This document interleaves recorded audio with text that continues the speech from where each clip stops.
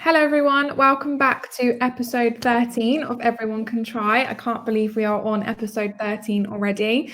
And winter time is literally around the corner. So we are going to be talking about winter training. So over to Andy and Jonny. I don't know about you, John, but how do you cope, firstly, when you know winter's coming up? I think for winter for me, it's kind of a bit of a mixed feeling. There's on one side of me, I'm obviously not looking forward to the cold nights and the long nights and it getting dark early and wearing lots of clothes and there's losing those nice sunny days where riding a bike is really, really fun. But at the same time, I'm also quite looking forward to winter because it's a time to kind of take a step back and not take your foot off the gas, completely, but relax a little bit, bring the intensity down, enjoy your training a little bit more, because there's no races coming up too soon, so you can really, really enjoy it. You can explore a bit more, do all that kind of fun training, without the pressure, and you can make some big gains in that time as well. So it's a bit of a both for me. I think by the time winter comes back round again, you forget how miserable and grim the winter was before. I Yeah, for always think sure. it's absolutely amazing in summer when we open water swim in a lake, and we cycle past this lake a few times every week. And sometimes when I ride past it in January, February time, the thought of swimming in that lake, it just seems so far away. You're riding in gloves, hat, overshoes, you're Yeah. freezing, your hands feel like they're gonna fall off. And there's absolutely no way in 6 months' time I'm gonna be able to swim in that lake, sometimes even non-wetsuit. So yeah, I think I do forget, but I do enjoy that time because it is a bit more relaxed and I go back to more of the training that I really want to do without the pressure. So there's no pressure, and you're sort of thinking, well, I want to adjust this and adjust that. Does your training volume change at all? My training volume doesn't change too much. Maybe a slightly more hours, but not by much. I like to be quite consistent throughout the whole year, but I do back off the intensity. So, Yes, okay. for example, now on a on a Tuesday on the track, I do some real hard, intense 5, 6K worth of effort sessions. In winter, that'll be very much replaced by more tempo efforts. I like to keep some speed in the run. I think for a few reasons. I think firstly, to keep that biomechanic kind of feeling of running fast, and then secondly, to stop injuries when you start running fast again. So I keep speed in, but more in the form of kind of strides or real short efforts rather than specific 4, 5K worth of efforts. So Yes. my runs more kind of go towards build runs, tempo runs. Swimming is very similar as well. Again, I'll keep the intensity in to keep the stroke, but not have those real hard, long, intense sessions. And then cycling goes to more kind of threshold efforts, really, completely. Mainly because it's too hard to do any real top end efforts, apart from the Brownlee Fitness Hare and Hounds ride on a Tuesday Oh, evening, yeah. where you might go hard at the end. But it's more threshold efforts because if you're wearing a load of clothes and you're riding outside, you basically can't do the VO2 stuff. And obviously, running off the bike is an absolute no go. I have a bit of a philosophy that you shouldn't run off the bike until you can stop wearing overshoes because the risk of running off the bike with really cold tendons in your feet and your hamstrings and knees, it's not worth the risk. So I won't do that until things warm up quite a lot. Yeah, would you also include that if you're doing a turbo and then off the turbo into a run? Because I find where I train on my turbo, it gets really warm, but then you do a little bit of a transition in your warmer place, but then you're still running out into the cold, aren't you? Yeah, no, if you I also think that's really bad for your body. If you've got a race coming up and you've got to do it, then it might be worth the risk. But the thought of being on a turbo, sweating, and then going out into 1, 2 Yeah, degrees, I think it's probably just a bit of a shock for the body. If you can do it yeah, on a treadmill, then that's a different world. So if you can do a bike session on a turbo and jump on a treadmill and you still stay warm, then I think it's worth running off the bike. But if you can't, then personally, it's not worth the risk. Say you've got a race coming up in somewhere warm, maybe wait until um, the week of the race and do it when you get out there. Do a bike to run session when you're out there, just to kind of get the feeling again. But it's not worth the risk, I don't believe, if it's really cold outside and you sweat in your bib shorts and you jump outside and go for a run outside. I think your tendons aren't gonna like that. Your lungs aren't gonna like that. The train interesting when one that you mentioned in winter training, sort of tweaking things that you want to work on. Have you done that? I mean, it would sort of go into your career, you obviously have, but is it something you still do, going forward over the last few years? Have you tweaked things? Yeah, absolutely, definitely. I think winter is a time to work on those weaknesses because it's the only time you have in the whole year to really commit a lot of time to it. And if you really want to improve with those weaknesses, you want to start off, slowly with the changes and have a long period of time to make those changes. So yeah, that could be anything from swim technique. Now, if you want to improve your swim technique, here's a time to do it because you can really break your stroke down. You can look at it as a 3-4 month period and program rather than trying to fit it in. Yeah. Whether that's improve your cycling, it's a great time to put some more hours in to get stronger and fit on the bike. Run technique. If you got weaknesses in the gym or you're picking up niggles, again, now's a really time to start doing that. Especially because I'm a strong believer from a strength conditioning program point of view. You want to do that really over 3, 4, 5 months because if you got say you struggle with patella tendonitis or something in your knee, you don't want to just go to the gym and start whacking out big weights straight away. You want to be able to work towards that and have a gradual progression so you don't get too sore, so you don't injure everything else. And now's the time to do that in winter. So if you want to make those big changes and big improvements, then winter is definitely time for that. And also, I think it's quite it's nice to do that during winter because it gives you a focus. Because if you can do that during winter, then it makes the winter go quicker because you've actually got something to focus on, and you don't want to look at the whole winter and go, "I've got 6 months." That feels a long time. If you can break that down into parts to make the individual changes, then it makes the winter go far, far quicker. Yeah, you've mentioned that before, haven't you? That it's hard to be focused on it all the time. It's draining, isn't it? You've said you're really like that. You do whatever you're doing, but then when you have to dial in for like 6 weeks, you really do dial in. But it's mentally draining doing that, isn't it? When you're dialed in so much. Yeah, it is, and winter's a time to kind of dial it back a little bit. Not completely stop training, but not be as intense, and make sure you keep some of that intensity in.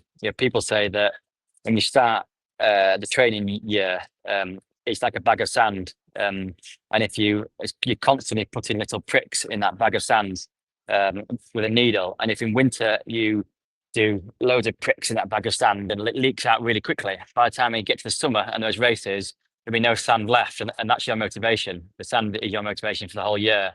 So I see some people who start with the training and go, right, I'll start work at 8 o'clock. I'm going to get up at 4 o'clock in the morning. I'm going to do a 4-hour turbo before work, and that's just not sustainable. That's just not going to last the whole winter. And if it is sustainable, by the time you get to the summer, that bag of sand is going to be completely empty. So when you come around to summer and you have to do those really hard sessions and you have to do those hard chain gangs, then the motivation is going to be gone. If you want to make those improvements and still stay fit, can you do it a different way? Instead of doing 4 hours in a turbo, can you do a couple of hours?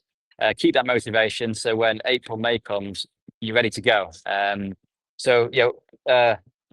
Winter is about setting yourself up for the summer, but also keeping something back so you can hit the summer hard and you got the motivation to actually train hard in summer. I see loads of runners that I train with who in February, March are absolutely flying on the track. And by the time it actually comes to the summer season, they've all lost motivation because they've gone too hard.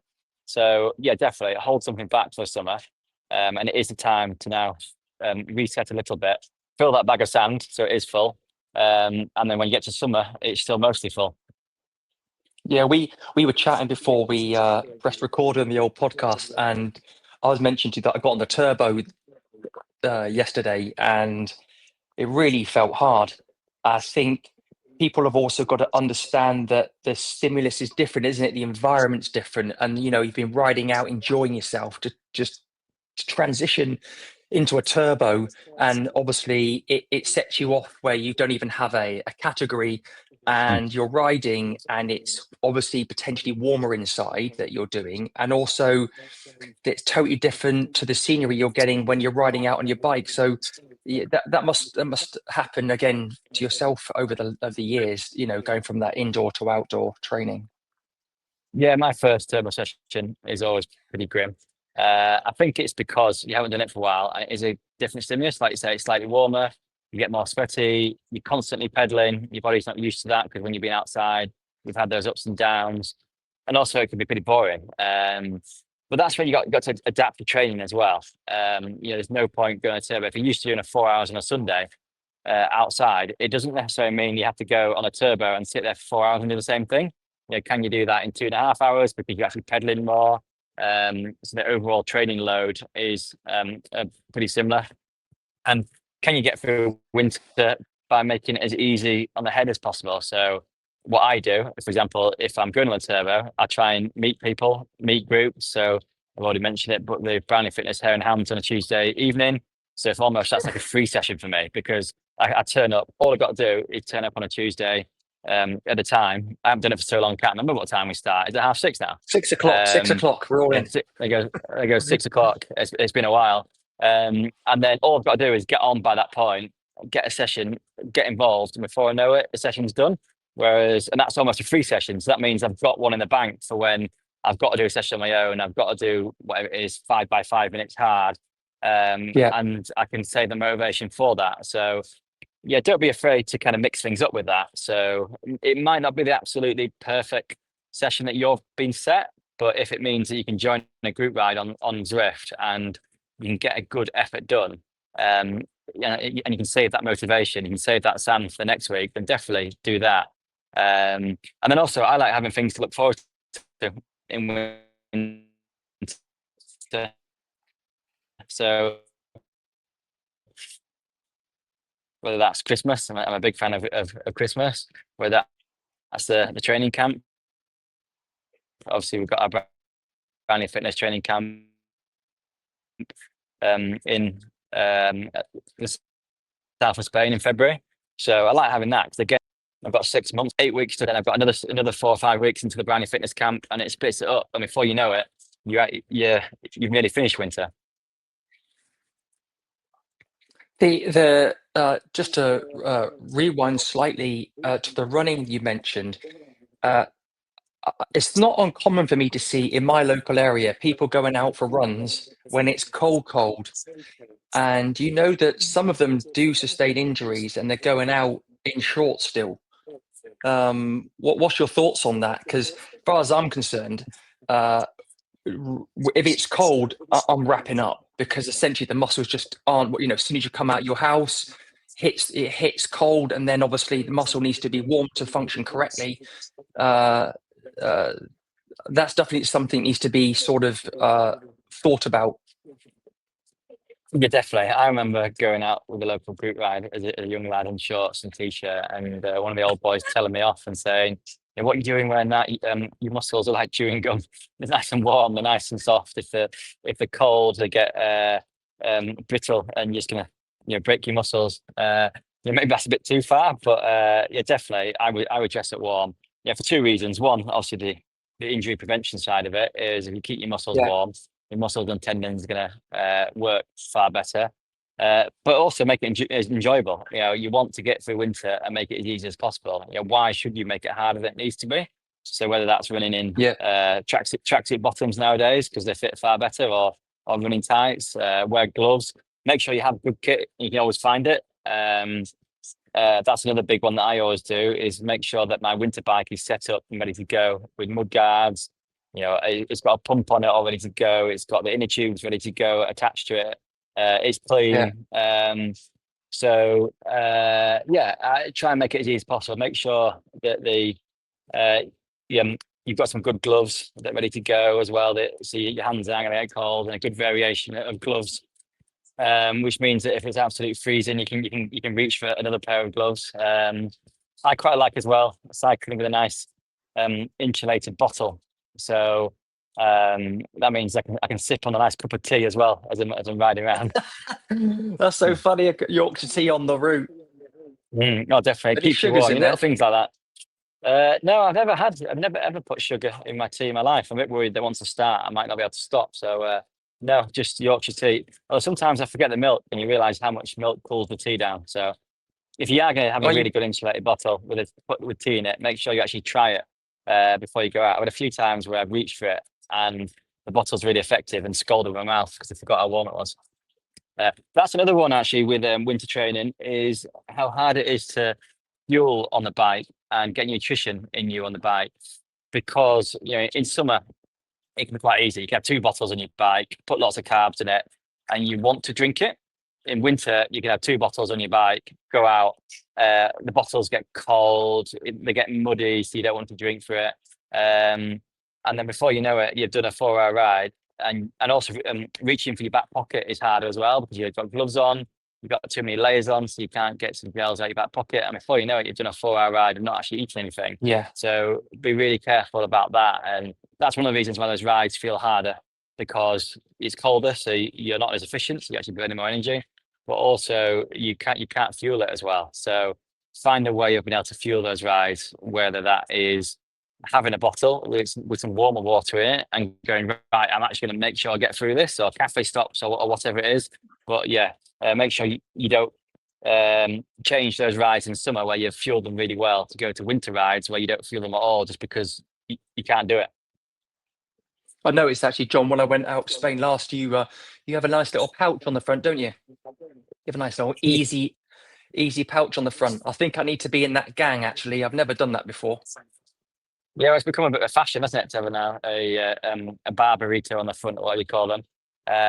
But yeah, no, I like that because I don't like having as much in my back pocket. So if you have a waterproof in there, sometimes that helps you get sweaty. If you have a pouch on the front, you can put some nice fresh socks in there if you want. So if you get cold and wet and you stop at the cafe, you can put some nice fresh socks on. Little things like that make it far more enjoyable if you can get to the cafe and you can put a new pair of socks on, put a new underlayer on, get nice and Yeah. dry, have some food in there. Yeah, definitely. I'll be putting my patch on, my pouch on the front of my bike again. Just going to take more things with you.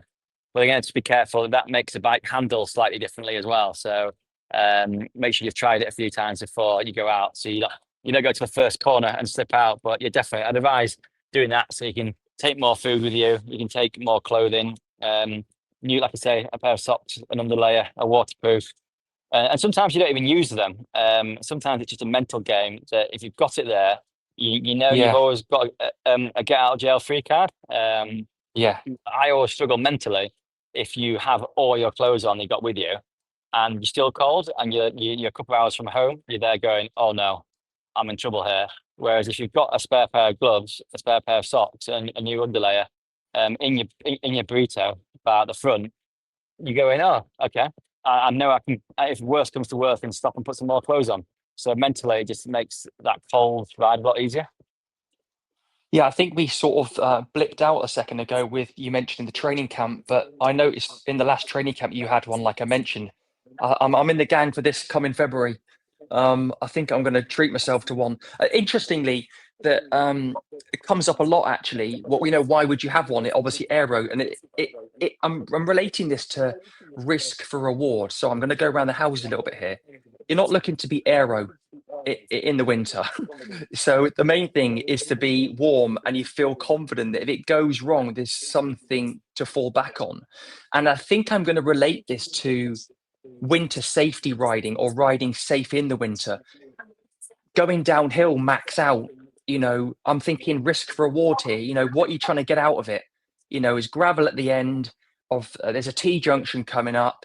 The traffic, I think you've just got to think about it a little bit better in the winter, haven't you?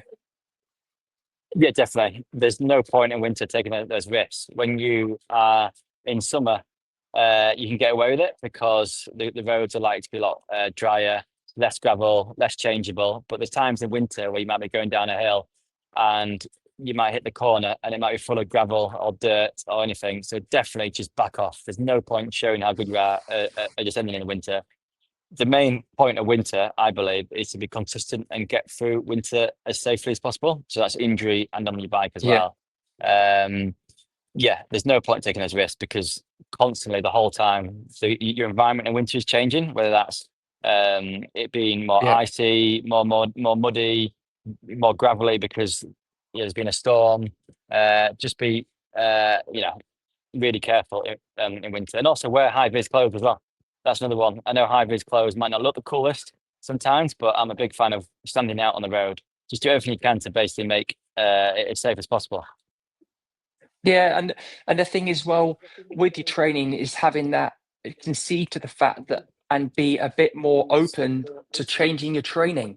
You know, if it is randomly cold, flip to the trainer or wrap up a bit more. You know, the environment will bite you in the bum a little bit, won't it?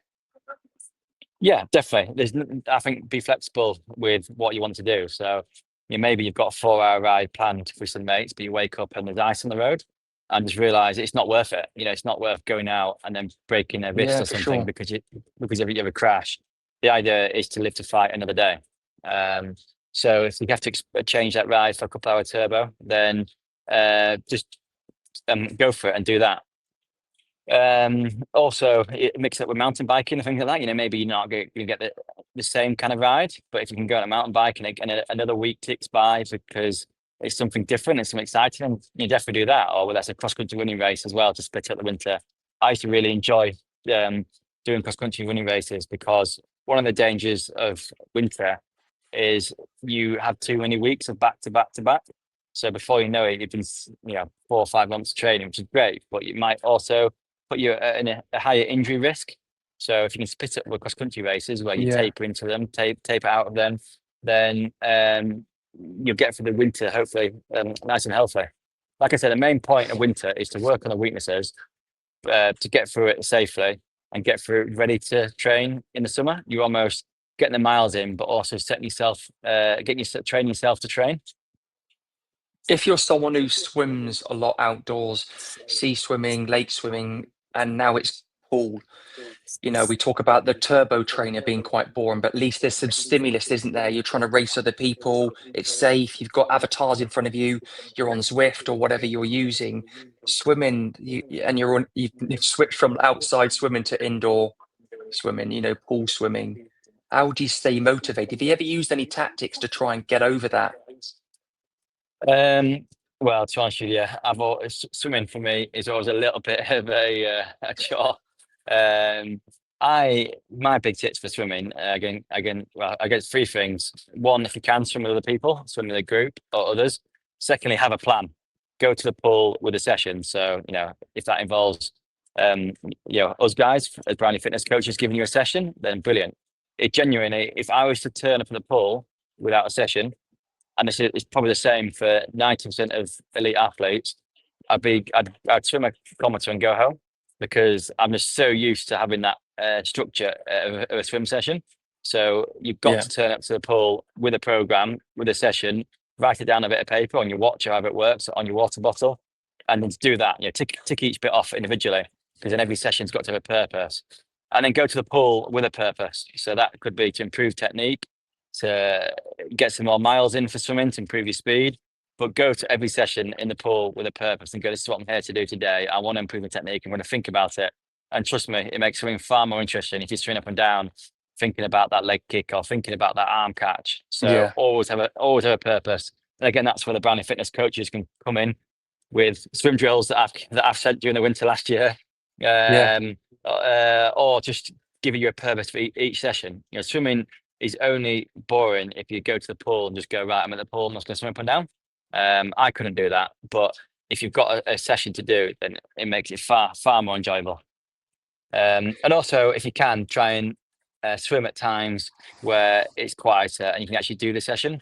It frustrates me going to a public pool and fighting with people. I just get out because I can't do it. So if you can work it so you can go to the pool where you can actually get what you want to do done, then try your best to go to a time where it's quieter. Yeah, for sure. The gym thing, it's an interesting one. That is something that people neglect a lot, isn't it? But I think that there's a lot of magic can be happening, a lot of gains can happen in the winter, just trying to work on flexibility, mobility, stability. You're increasing your strength a little bit, but again, in a very measurable manner. Yeah, definitely. And that's where the gains can be made, because you've got a long period of time to do it. And also the gym's a bit more attractive in the winter, because when it's cold outside, it's a bit more attractive going to the gym. It's a bit less attractive going when it's a beautiful evening and you're going inside to the gym. So use that time to actually see some gains over the winter. I think athletes like seeing gains. So when you swim, you can see the improvement, or when you're running, you see the improvement. And in the gym, also try and do that as well. So whether that is you start off with some simple exercises, and as you go for the winter, you increase the load, increase the weight. It means you actually see those gains and see yourself getting stronger. And the same with flexibility. If you have a routine, every time you do it, you can get a little bit lower. You can, it feels a little bit easier. Then you are making those gains. And now's the time to do that, because you've got a long period to do it. Gym and strength work doesn't really work, I don't believe, when you just randomly drip feed it in. I've got a couple of weeks here, I'm going to do this. I've got a couple of weeks here, I'm going to do that. If you want to make those big changes, you've got to do it over 3-4 months time. So yeah, that's when you need to do it. Yeah, having done it for many years of my life and career, I second that massively. Just dabbling with S&C and doing a bit of strength, you get sore, don't you? You get sore. And then for people that like that, great. But if they don't, if you then take a block off, you get sore again. The body can't adapt to the training. So you end up always having DOMs, don't you?